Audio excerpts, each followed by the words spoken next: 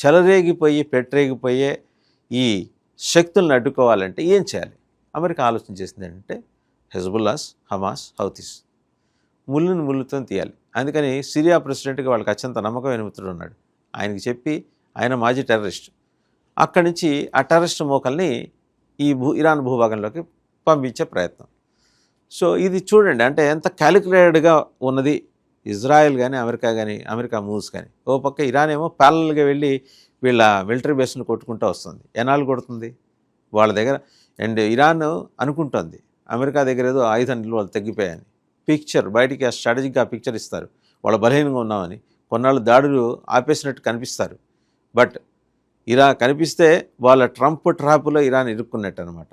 So Iran has its own mind set, అంటే సైకలాజికల్గా ఎలా యుద్ధాలు చేయాలి అనే దానికి సంబంధించి ఇరాన్కి వార్ఫేర్లో ఎవరు చెప్పక్కర్లా. బట్ యుద్ధాల వెనకాల ఉండే తంత్రాలు మంత్రాల గురించి అయితే మాత్రం ఇరాన్ తెలుసుకోవాల్సింది, ఖచ్చితంగా తెలుసుకోవాల్సింది.